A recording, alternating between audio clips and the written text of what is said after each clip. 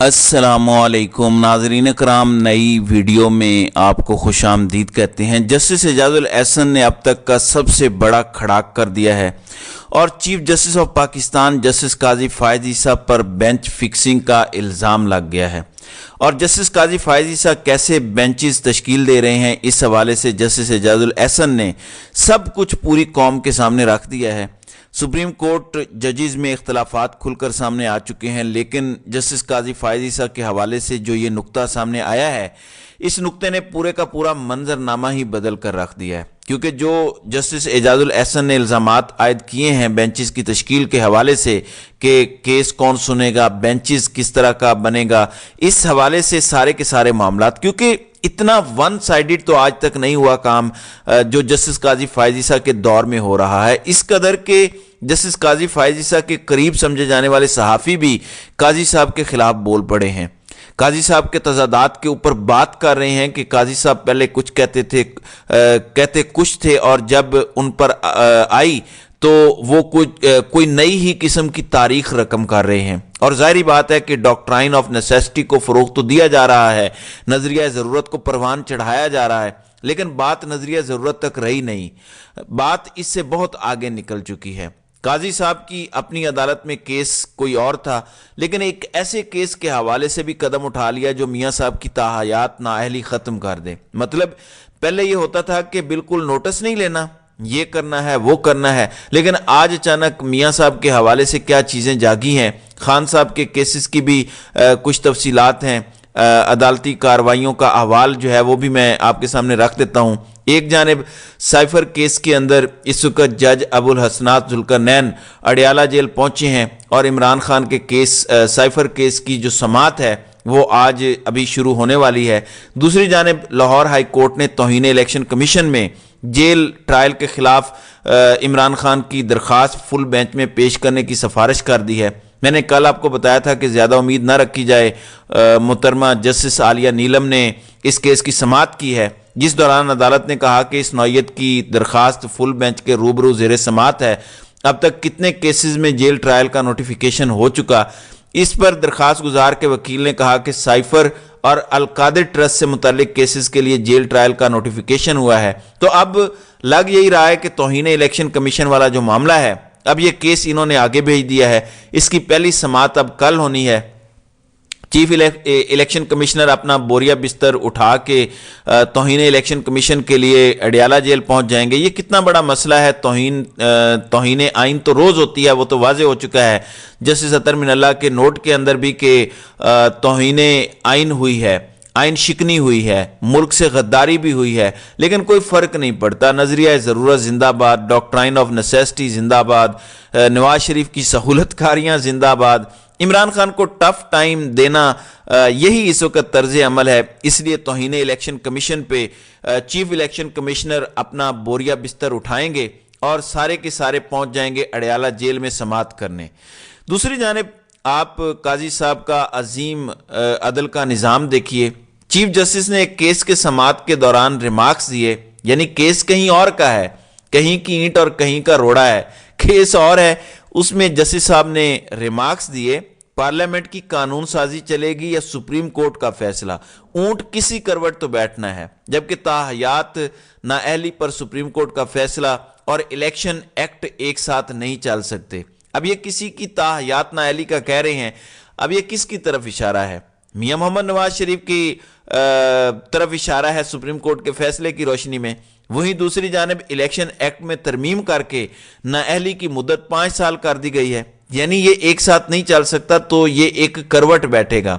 अब ताहयात नाअहली की मुद्दत का तयन का मामला लार्जर बेंच में मुकर्रर करने के लिए जजिस कमेटी को भेज दिया है। अब आप यहीं से अंदाज़ा लगा लें, ये जस्टिस काजी फायद ईसा और जस्टिस अतर मिनल्ला पर मुश्तमिल बेंच मीर बादशाह कैसरानी की नाअहली के केस की समाअत कर रहे थे, तो उसमें अल्टीमेटली क्या कर दिया काजी साहब ने, यह भी अवाम के सामने अब बड़ा वाजे हो चुका है कि किस तरह से ये चीज़ें काजी साहब, हमारे काबिले इज़्ज़त काबिले एहतराम काजी साहब का अदल पूरी दुनिया देख रही है, पूरी कौम देख रही है।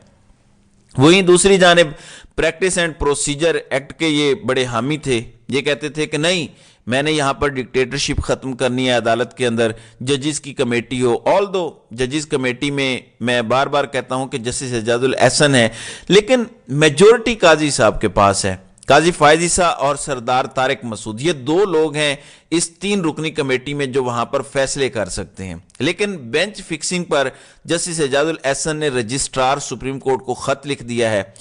ججز کمیٹی میں طے ہوا تھا کہ ملٹری کورٹ فیصلے کی اپیل 7 ججز سنیں گے، پک اینڈ چوز کے تاثر کو ختم کرنے کے لیے۔ یہ جو قاضی صاحب کر رہے ہیں کہ یہ والا جج اٹھا کے میں ادھر رکھ دوں، یہ والا وہاں پر رکھ دوں، یہ والا وہاں پہ رکھ دوں، تو پک اینڈ چوز والے تاثر کو ختم کرنے کے لیے یہ کہا گیا تھا کہ ملٹری کورٹس کے خلاف جو اپیلیں ہیں ان پر بینچ میں 7 سینئر ترین ججز کو شامل کیا جائے۔ یہ وہی قاضی صاحب ہیں جو سینیورٹی کا رولا بھی ڈالتے رہے، یہی ہم ان سے سنتے رہے، ہر دوسرے دن یہ خط لکھ دیا کرتے تھے آنریبل چیف جسٹس عمرتا بندیال کو۔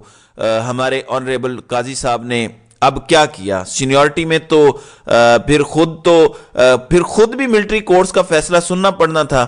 جسٹس اعجاز الاحسن نے یہ خط میں انکشاف کیا ہے کہ ججز کمیٹی میں جو فیصلہ ہوا اس کے برخلاف قاضی صاحب نے قدم اٹھایا ہے، یعنی پریکٹس اینڈ پروسیجر ایکٹ کی ایک طرح سے خلاف ورزی ہوئی ہے۔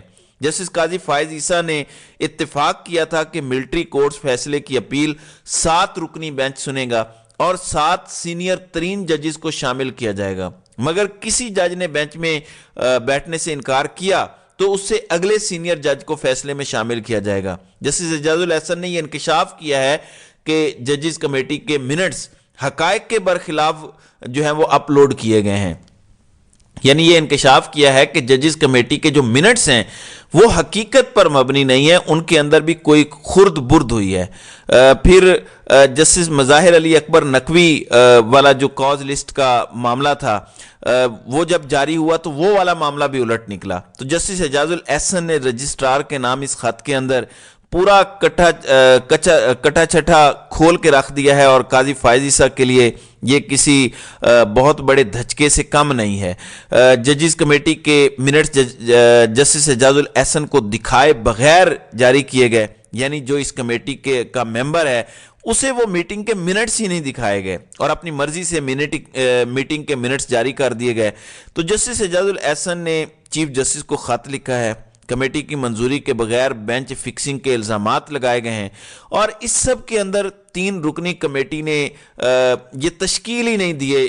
یہ 2 بینچ جو ہیں، ایک فوجی عدالتوں اور دوسرا جسٹس مظاہر علی اکبر نقوی کے مقدمات سننے والے دونوں سپیشل بینچز 3 رکنی کمیٹی سے تو پاس ہی نہیں ہوئے۔ چلیں، اس سے پہلے تو قانون ہی نہیں تھا، پچھلے بینچ فکسنگ کرتے تھے، ڈکٹیٹرشپ تھی، اب تو قانون ہونے کے باوجود اپنی مرضی کرنا ڈکٹیٹرشپ ہوتا ہے۔ بائی دا وے قانون ہے ہی نہیں، پھر تو اب اپنی مرضی کریں۔ قانون جب بن گیا، قانون نے مجھے ایک اختیار دے دیا، میں اکیلا بندہ ہوں، میرے پاس اتھارٹی ہے، میں وہ کام قانون کے مطابق کر رہا ہوں، غلط کر رہا ہوں، ٹھیک کر رہا ہوں، وہ ڈکٹیٹرشپ نہیں ہے۔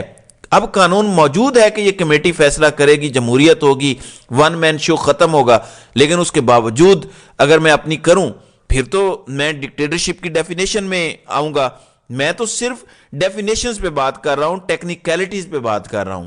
اب قاضی فائز عیسیٰ کی منمانیاں ہیں، قانون کی بجائے اپنی مرضی کے بینچز کی تشکیل پر وہ ڈٹ گئے ہیں، اور پریکٹس اینڈ پروسیجر ایکٹ کے بہت سے صحافیوں کا یہ ماننا ہے کہ جو عدالتوں کو کور کرتے ہیں کہ پریکٹس اینڈ پروسیجر ایکٹ جو ہے اس کے بخیے ادھیڑ دیے گئے ہیں۔ جسٹس اعجاز الاحسن نے اس پر جو خط لکھا ہے، یہ خط کسی بہت بڑے بم شیل سے کم نہیں ہے۔ اور ایک اور انکشاف بھی ہے کہ جمعے کے روز 2 مرتبہ کالز کرنے کے بعد بتایا گیا کہ فائل چیف جسٹس کے چیمبر میں منظوری کے لیے گئی ہے۔ انتظار کرنے کے باوجود 6:30 بجے کال کرنے پر بتایا گیا کہ رجسٹرار صاحبہ جا چکی ہیں۔ 4تھی اور 5ویں کمیٹی اجلاس کے منٹس نہ تو بھجوائے گئے، نہ میرے دستخط لیے گئے۔ ان منٹس کو بغیر میری منظوری سپریم کورٹ کی ویب سائٹ پر جاری کر دیا گیا، یعنی ان میں خرد برد کی گئی ہے، ان میں کوئی ملاوٹ کی گئی ہے، اور قاضی صاحب نے کاغذات میں ٹیمپرنگ کی ہے۔ تو جسٹس اعجاز الاحسن کے اس خط سے یہ تاثر جا رہا ہے کہ قاضی صاحب نے صرف پریکٹس اینڈ پروسیجر ایکٹ نہیں بلکہ کاغذات میں ٹیمپرنگ بھی کی ہے۔ میں یہ خود سے کوئی ایلیگیشنز قاضی صاحب پر نہیں لگا رہا، بلکہ میں ایک اور جسٹس کو کوٹ کر رہا ہوں جو जो कि अगले चीफ जस्टिस ऑफ पाकिस्तान होंगे 5 अक्टूबर 2024 को। तो नाज़रीन इकराम, अब ये चीज़ें बड़ी अहम हैं, देखते हैं कि ये मामला कहाँ जाता है। लेकिन काजी साहब हर उस स्टैंडर्ड पर जो उन्होंने खुद बिल्ड किया था कि ये इस तरह से होता है, यूं लग रहा है कि काजी साहब उससे हट गए हैं। हमारी तो दुआ है कि काजी साहब के लिए कि अल्लाह ताला उन्हें एक ऐसी लेगसी छोड़ने की तौफीक दे जो कि तारीख में याद रखी जाए और काजी साहब का नाम सुनहरे हरूफ में लिखा जाए। हम तो सिर्फ दुआ ही कर सकते हैं। तो नाज़रीन इकराम, आपकी इस वीडियो के हवाले से क्या राय है? आप अपनी राय का इजहार कमेंट सेक्शन में ज़रूर कीजिएगा।